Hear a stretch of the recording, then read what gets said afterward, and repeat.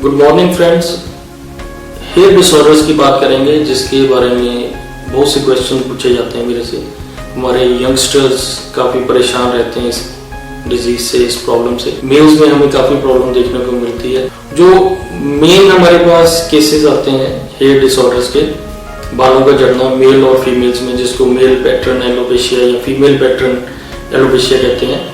और alopecia areata एक disease है जिसको बाल झड़ कहते हैं, कि बाल एक पर्टिकुलर एरिया से झड़ने शुरू हो जाते हैं, उसमें चकत्ते से पड़ जाते हैं और गोल गोल चकत्ते जो होते हैं उसमें बाल नहीं आते, उसको एलोपेशिया एरिएटा कहते हैं।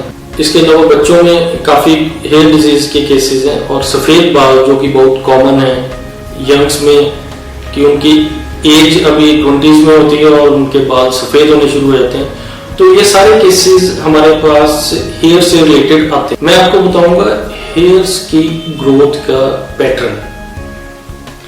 एक इस पैटर्न से आपको पता लगेगा कि हेयर्स कैसे ग्रो करते हैं और इसका कारण क्या है झड़ने का।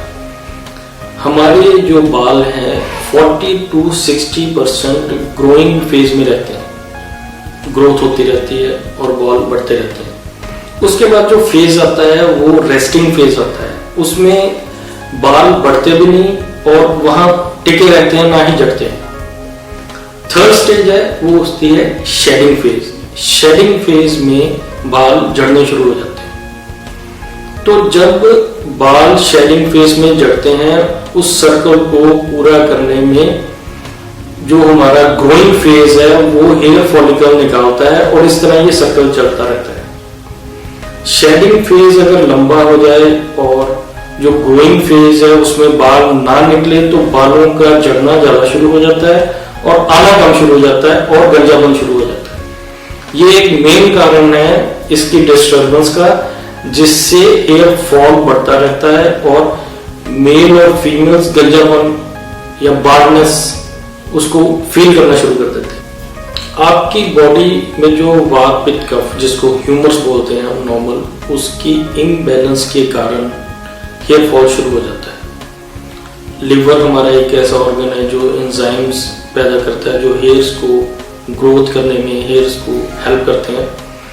उसके बाद आयुर्वेद तरीके से अगर देखा जाए तो बॉडी में एक ह्यूमर है, पित्त बोलते हैं जिसको, वो अगर डिस्टर्ब हो, अगर उसकी क्वांटिटी बाकियों से ज्यादा हो जाए, परसेंटेज बढ़ जाए, तो हेयर फॉल बहुत ही कॉमन है।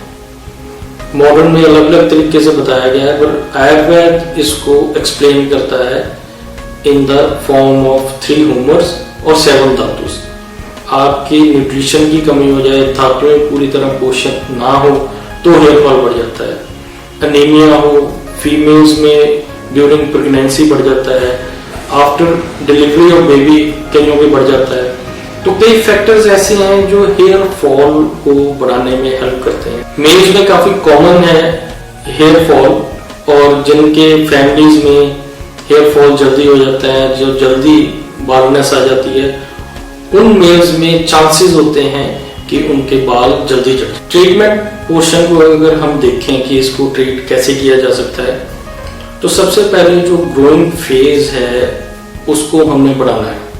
शेडिंग, ग्रोइंग और रेस्टिंग फेज का जो इम्बैलेंस हुआ है, जो उसका सर्कल खराब हुआ है, उसको सेटल करना है। उसके बाद जो फॉलिकल्स ब्लॉक हो गए हैं उनको हमने खोलना है, जो डेड हो गए हैं उनको रिवाइव करने की कोशिश करनी है। जो इनएक्टिव फॉलिकल्स हैं उनमें से हेयर ग्रोथ नहीं हो रही है, उसको प्रमोट करना है हेयर ग्रोथ के लिए। इसके लिए काफी अच्छे lotions, hair lotions, hair oils और आयुर्वेदिक ऑरल मेडिसिन हैं जो इन सबको करने में हेल्प करती है और इस डिजीज को, इस प्रॉब्लम को सॉल्व करने में काफी हेल्प करती है।